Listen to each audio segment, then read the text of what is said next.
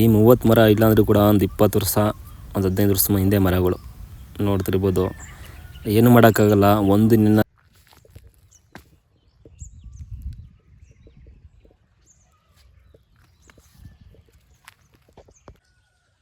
Hi, ಎಲ್ಲರಿಗೂ ನಮಸ್ತೆ. Welcome back Smiley Farm 24. ಇವತ್ತಿನ ಲಾಗ್ ಏನಪ್ಪ ಅಂದರೆ ವಿಷಯ ನೋಡ್ತಿರ್ಬೋದು. ನನ್ನ ಹಿಂದೆ ಅಡಿಕೆ ಸಸಿ ಇದೆ. ಈ 300 ಅಡಿಕೆ ಸಸಿನ ನೆಡೋದಕ್ಕೋಸ್ಕರ ನಾವು ಇನ್ನೊಂದು 30 ಏನೋ ಕಳ್ಕೊಂಡು, ಆ 30 ಇಲ್ಲಾಂದರೂ ಕೂಡ ಒಂದು 15ರಿಂದ 20 ವರ್ಷ ಆಗೈತೆ ಅವು ಕೇಜು. ಸೊ ಅಂಥವನ್ನೇ ಕಳ್ಕೊಂಡಿದ್ದೀವಿ. ಈ ಜೀವನದಲ್ಲಿ ಅಷ್ಟೇ, ಲೈಫಲ್ಲಿ ಏನು ಮಾಡೋಕ್ಕಾಗಲ್ಲ.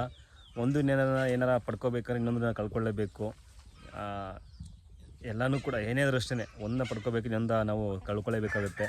ಈ 300 ಗಿಡ ನೆಡೋಕ್ಕೆ 300 ಎಣಿಸೋದಕ್ಕೋಸ್ಕರ ಆ 30 ಮರ ಮಾರಿದ್ದೀವಿ. 58,000 ರೂಪಾಯಿಗೆ 30 ಮರನ. ತುಂಬ ಬೇಜಾರಾಗುತ್ತೆ. ಅಷ್ಟು ಮರ ಏಳಿಸ್ಬೇಕಂದ್ರೆ ನನ್ನ ತಲೆ ಹೋಗ್ಬೇಕನ್ನೋ ಗೊತ್ತಿಲ್ಲ, ಅಷ್ಟು ಇದಾಗುತ್ತೆ. ಸೊ ಅದಕ್ಕೋಸ್ಕರನೇ ಆ 30 ಮರ ಕೊಯ್ಸಿದ್ದಕ್ಕೋಸ್ಕರ ಈ 300 ಅಡಿಕೆ ಸಸಿ ನೆಡ್ತಿದ್ದೀನಿ. ಇದ್ರ ಜೊತೆಗೆ 2,000 ತಪ್ಪರೆ 1,000 ಮಹಾಗನಿ ಗಿಡ, ತಪ್ಪರೆ ತುರ್ಬೇವು ಈ ಥರ ನೆಡಬೇಕಂತಿದ್ದೀನಿ. ಮರ ಕುಯ್ಸಿದ ತಕ್ಷಣವೇ ಅಲ್ಲಿ ಪಾಳು ಬಿಡೋಲ್ಲ, ಅದ್ರ ಡಬ್ಬಲ್ ಮರ ನೆಡಬೇಕಂತ ಪ್ಲ್ಯಾನ್ ಮಾಡಿದ್ದೀನಿ. ಸೊ ಅದಕ್ಕೋಸ್ಕರನೇ ಮರ ಕುಯ್ಸಿದ್ದೀನಿ. ಬನ್ನಿ.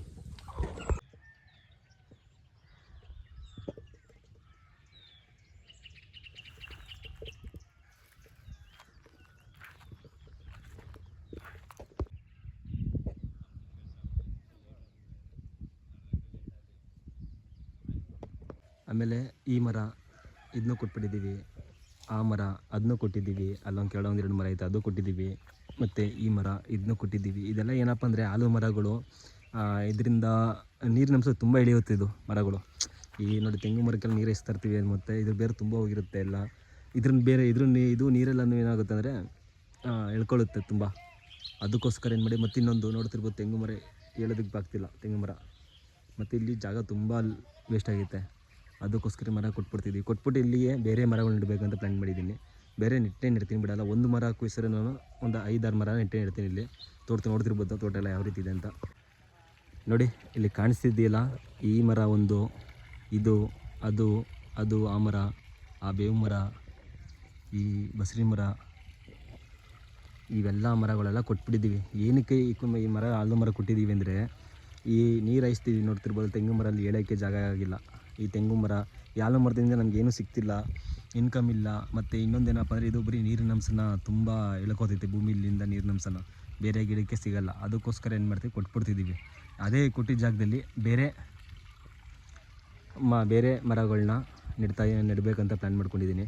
ಬೇರೆ ಯಾವ್ದಾರಂತರ ಈ ಥರ ಮಹಾಗನಿ ಮರ, ತಪ್ಪರೆ ಬೇರೆ ಈ ಮರ. ಒಂದು ಮರ ಕುಯ್ಸಿದ್ರೆ ನಾನು ಆ ಒಂದು ಮರ ಕುಯ್ಸಿದ್ದಕ್ಕೆ 10 ಮರ ನೆಡಬೇಕಂತ ಪ್ಲ್ಯಾನ್ ಮಾಡಿದ್ದೀನಿ. ಸುತ್ತ ನೋಡ್ತಿರ್ಬೋದು ಎಲ್ಲ ಖಾಲಿ ಐತೆ ಜಮೀನು. ಎಲ್ಲ ತೆಂಗು, ತಪ್ಪರೆ, ಇದು ಬೇರೆ ಮರಗಳು ನೆಡಬೇಕಂತ. ಇವೆಲ್ಲ ಮಿನಿಮಮ್ ಅಂದರೆ ಒಂದು 15 ವರ್ಷ ಮರಗಳು. 15ರಿಂದ ಒಂದು 18 ವರ್ಷ 20 ವರ್ಷ ಮರಗಳು.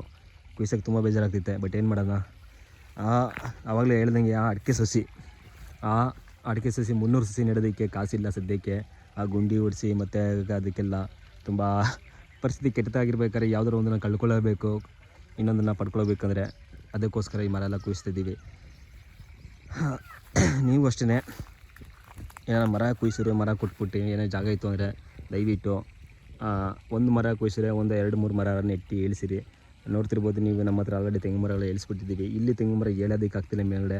ಅದಕ್ಕೋಸ್ಕರನೇ ಈ ಮರಗಳು ಕಟ್ ಮಾಡ್ತಿದ್ದೀವಿ. ಬೇರೆ ಮರ ಯಾವುದೂ ಆಗಲ್ಲ ಅಂತ. ಈ ಮರನಷ್ಟೇ ತುಂಬ ಹೈಟಾಗಿದೆ. ಅದು ತೆವ್ರ ಮೇಲೆ ಬಿದ್ದೋಗ್ಬಿಟ್ರೆ ಬೇರೆ ಪದಾರ್ಥಗಳು ಹೋಗ್ತವೆ, ಆಗಲ್ಲ ಅಂದ್ಬಿಟ್ಟು. ನೋಡಿ, ಇಲ್ಲೂ ತೆಂಗು ಮರಗಳೈತೆ, ಇದೆಲ್ಲ ಹೋಗ್ತೈತೆ. ಅದಕ್ಕೋಸ್ಕರ ಈ ಮರಗಳೆಲ್ಲ ಕೊಟ್ಬಿಟ್ಟಿದ್ದೀವಿ ಆಲ್ರೆಡಿ. ಸೊ ಯಾರು ಕೂಡ